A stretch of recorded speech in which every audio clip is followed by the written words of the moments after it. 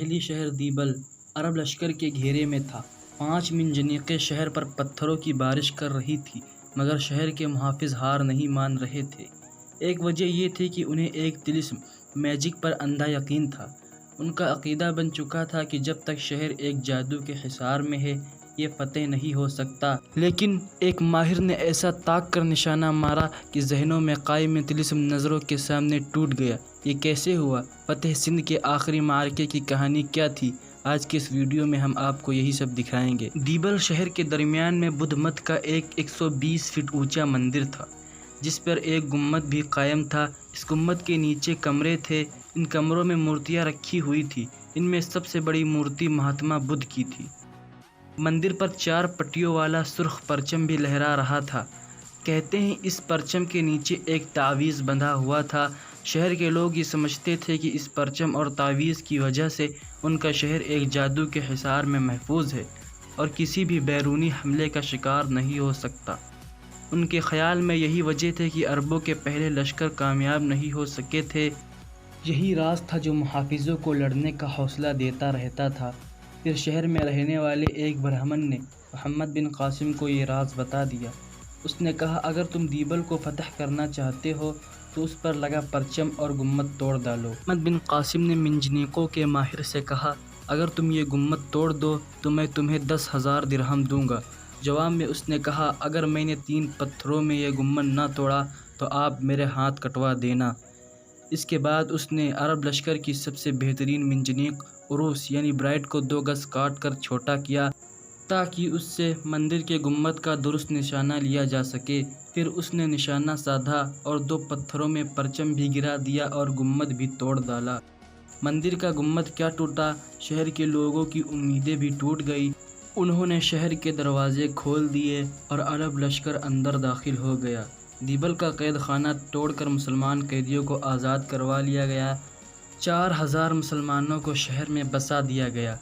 راجہ طاہر چاہتا تو دیبل کی مدد کے لیے فوج لے کر آ سکتا تھا، مگر اس نے ایسی کوئی کوشش نہ کی۔ اس کی وجہ وہ عرب تھے جنہوں نے راجہ طاہر کے پاس پناہ لے رکھی تھی۔ ہم نے پہلی قسط میں دکھایا تھا کہ ایک عرب سردار محمد اللافی اور اس کے ساتھیوں نے راجہ طاہر کے پاس پناہ لے رکھی تھی۔ اسی عرب سردار نے راجہ کو مشورہ دیا کہ وہ محمد بن قاسم کے لشکر سے مقابلہ نہ کرے، کیونکہ اس لشکر میں بڑے بڑے عرب جنگجو موجود ہیں اور لشکر میں ایک ایسا شخص بھی ہے جو صرف آپ کو قتل کرنے کی تیاری کر کے آیا ہے۔ یہ سن کر راجہ طاہر نے دیبل کی طرف بڑھنے کا ارادہ ترک کر دیا اور محمد بن قاسم کو سندھ میں قدم جمانے کا موقع مل گیا۔ دیبل کی فتح کے بعد محمد بن قاسم نیرون کوٹ یعنی موجودہ حیدرآباد کی طرف بڑھے۔ اس قلعے کے لوگ محمد بن قاسم کے لشکر کے دیبل پہنچنے سے پہلے ہی حجاج بن یوسف کو ایک خفیہ پیغام بھیج کر اس کی اطاعت قبول کر چکے تھے۔ انہوں نے نیرون کوٹ کے دروازے محمد بن قاسم کے لیے کھول دیے۔ دیبل اور نیرون کوٹ کی فتح سندھ کے تمام طاقتور سرداروں کے لیے ایک واضح پیغام تھی۔ ان لوگوں نے جب دیکھا کہ محمد بن قاسم سندھ میں آگے بڑھتے ہی چلے جا رہے ہیں اور راجہ طاہر ان کا مقابلہ کرنے سے کترا رہا ہے، تو انہیں یقین ہو گیا کہ عرب ضرور سندھ میں چھا جائیں گے۔ چنانچہ ان کی بڑی تعداد محمد بن قاسم کے پاس آ کر اطاعت قبول کرنے لگی۔ مورخین اس کی وجہ لکھتے ہیں کہ راجہ طاہر کی رعایا کا ایک حصہ اس سے خوش نہ تھا، کیونکہ راجہ طاہر نے بدھ مت کے پیروکاروں سے حکومت چھینی تھی اور ان پر سختیاں کرتا تھا۔ اس لیے بدھ مت کے لوگوں نے راجہ طاہر کے خلاف نیرون کوٹ جیسے علاقوں میں محمد بن قاسم کی مدد کی۔ بہت سے ہندو بھی راجہ طاہر سے ناراض تھے، کیونکہ اس نے ہندو روایات کے خلاف جا کر اپنی بہن سے شادی کی تھی۔ یہ شادی اس وجہ سے ہوئی تھی کہ راجہ کو ایک نجومی نے بتایا تھا کہ اس کی بہن اروڑ کے قلعے سے باہر نہ جائے گی اور اس کی بہن کا رشتہ ایک راجہ طلب کرے گا جو پھر ہندوستان کا بادشاہ بنے گا اور یہ لڑکی اس کی بیوی ہوگی۔ تو راجہ نے خود ہی رسمی طور پر اپنی بہن سے شادی کر لی۔ رعایا نے راجہ کے اس اقدام کو بہت ناپسند کیا۔ تیسرا مسئلہ یہ تھا کہ راجہ کا سلوک چھوٹی ذات کے ہندوؤں سے اچھا نہ تھا۔ خاص طور پر جاٹوں کے ساتھ راجہ جانوروں جیسا سلوک کرتا تھا۔ حتیٰ اس نے یہ حکم دے دیا تھا کہ جب بھی جاٹ گھر سے باہر نکلے تو اپنے ساتھ کتا لے کر نکلے تاکہ دور سے انہیں پہچانا جا سکے۔ محمد بن قاسم کی نئی حکومت میں نظام وہی پرانا قائم رہا، کیونکہ برہمنوں اور پرانے سرداروں کو ہی نئے انتظامات میں اعلیٰ عہدے دیے گئے۔ جلد ہی محمد بن قاسم نے سندھ کے بڑے حصے پر کنٹرول کر لیا۔ لیکن ابھی تک ان کی راجہ داہر سے کھلی جنگ نہیں ہوئی تھی۔ راجہ داہر دریائے سندھ کے مشرقی کنارے پر رواڑ کے قلعے میں ٹھہرا ہوا تھا، جبکہ محمد بن قاسم کا لشکر دریائے سندھ کے مغربی کنارے پر نیرون کوٹ میں ٹھہرا ہوا تھا۔ دریا کے مغربی کنارے پر جنگ تقریباً ختم ہو چکی تھی اور لوگ محمد بن قاسم کے پاس آ کر اطاعت قبول کر رہے تھے، لیکن ادھر سندھ سے ہزاروں کلومیٹر دور بصرہ میں حجاج بن یوسف، جو کہ اصل میں اس جنگ کی کمان کر رہا تھا، بہت بے چین تھا۔ اسے حیرت تھی کہ محمد بن قاسم راجہ داہر سے فیصلہ کن جنگ کی بجائے سست کیوں پڑ گیا ہے۔ حجاج کو در حقیقت محمد بن قاسم کی طرف سے مال غنیمت کا انتظار تھا، تاکہ وہ اموی خلیفہ سے اپنے وعدے کے مطابق جنگ کے اخراجات کا 3 گنا شاہی خزانے میں جمع کرا سکے۔ چنانچہ حجاج بن یوسف نے محمد بن قاسم کو ایک سخت خط لکھا اور دھمکی دی کہ اگر تم نے لوگوں کو امان دینا بند نہ کیا تو جنگ کے اخراجات کے لیے کوئی دوسرا راستہ نکالنا پڑے گا۔ حجاج بن یوسف کے اس دھمکی نما خط کے بعد محمد بن قاسم نے دوبارہ جنگ شروع کر دی۔ انہوں نے کشتیوں کا ایک پل بنا کر رات کے وقت دریائے سندھ کو عبور کر لیا۔ جس وقت محمد بن قاسم کی فوج دریا پار کر رہی تھی تو انہیں روکنے کے لیے راجہ داہر وہاں موجود نہ تھا، بلکہ وہ رواڑ کے قلعے کے قریب اپنے کیمپ میں سو رہا تھا۔ البتہ اس کے کچھ سپاہیوں نے عرب لشکر کو دریا پار کرنے سے روکنے کی کوشش کی، مگر عربوں نے تیروں کی ایسی بارش کی کہ وہ پیچھے ہٹنے پر مجبور ہو گئے۔ محمد بن قاسم دریا پار کر کے جس مقام پر ٹھہرے تھے اسے جیور کہتے تھے، یعنی فتح کی جگہ۔ جب راجہ داہر کے ایک وزیر کو یہ پتہ چلا تو اس نے کہا یہ برا شگون ہے، اب عربوں کو فتح ملے گی۔ مگر راجہ داہر اب بھی جھکنے کو تیار نہ تھا۔ اس نے وزیر کی بات سن کر حقارت سے کہا، محمد بن قاسم جیور میں نہیں بلکہ ہڈ باری میں اترا ہے، جہاں صرف ہڈیاں پہنچتی ہیں۔ اس نے اپنی فوج کو تیار ہونے کا حکم دیا، کیونکہ اسے اب ہر حال میں جنگ ہی کرنی تھی۔ عرب لشکر کے دریا پار کرنے کے بعد بھی کئی روز تک کھلی جنگ نہ ہوئی، بلکہ چھوٹی چھوٹی جھڑپوں کا سلسلہ جاری رہا۔ راجہ داہر نے اپنے بیٹے جے سینا سمیت کچھ سرداروں کو وقفہ سے محمد بن قاسم سے لڑنے کے لیے بھیجا، مگر ان سب کو شکست ہوئی۔ یہ حالت دیکھ کر راجہ کے ایک وزیر نے اس سے کہا کہ وہ کسی دوسرے راجہ سے مدد طلب کر لے، لیکن راجہ داہر نے اسے جھڑک دیا اور اس سے کہا، میں یہ بات برداشت نہیں کروں گا کہ میں کسی کے دروازے پر جا کر صدا لگاؤں، اس سے پوچھوں کہ کیا مجھے اندر آنے کی اجازت ہے۔ میں اپنے مخالف کا مقابلہ خود کروں گا۔ اگر میں جیت گیا تو میری بادشاہت مضبوط ہوگی، اور اگر مارا گیا تو عرب اور سندھ کی کتابوں میں لکھا جائے گا کہ سندھ کے راجہ نے اپنے ملک کی خاطر جان قربان کر دی۔ پھر راجہ اپنی فوج لے کر آگے بڑھا اور عرب لشکر سے 3 میل کے فاصلے پر اپنا کیمپ لگا لیا۔ دونوں لشکروں میں رمضان کی 10 تاریخ کو جمعرات کے روز جنگ ہوئی۔ راجہ داہر ایک سفید ہاتھی پر سوار ہو کر میدان جنگ میں اترا۔ جس گدی پر وہ بیٹھا تھا اس کے پیچھے جنگ کے دیوتا سیارہ زہرہ یعنی وینس کی سونے کی پینٹنگ بنی ہوئی تھی، کیونکہ نجومیوں کا ماننا تھا کہ سیارہ زہرہ اگر راجہ کے پیچھے ہوگا تو اس کی فتح ہوگی۔ راجہ داہر ایک ہاتھی پر پالکی میں بیٹھا تھا اور پالکی کے گرد لوہے کا حصار بنایا گیا تھا تاکہ راجہ تیروں کی بارش سے محفوظ رہے۔ پالکی میں راجہ کے لیے ایک مضبوط کمان اور بہت سے تیر رکھ دیے گئے تھے۔ راجہ کے پاس شکنجے کی طرح کا ہتھیار بھی تھا، جس کے اندر کی طرف تیز دھار چھریاں یا خنجر لگے ہوئے تھے۔ اس ہتھیار سے ایک رسی بندھی ہوئی تھی جس سے راجہ اسے کسی کی گردن پر پھینک کر اس کا سر دھڑ سے الگ کر سکتا تھا۔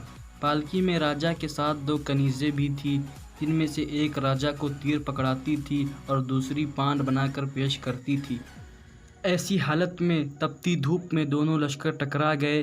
کہتے ہیں کہ یہ جنگ اتنی شدید تھی کہ تلواروں کے آپس میں ٹکرانے سے چنگاریاں بلند ہو رہی تھیں۔ لڑتے لڑتے دونوں طرف کے بہت سے سپاہیوں کے ہتھیار ٹوٹ گئے اور وہ ایک دوسرے سے گتھم گتھا ہو کر لڑنے لگے۔ راجہ داہر لڑائی میں پوری طرح شریک تھا۔ وہ اپنے تیروں سے عربوں کو نشانہ بنا رہا تھا۔ اگر کوئی لڑتا ہوا ہاتھی کے قریب چلا جاتا تو راجہ اپنے شکنجے سے اس کی گردن اڑا دیتا تھا۔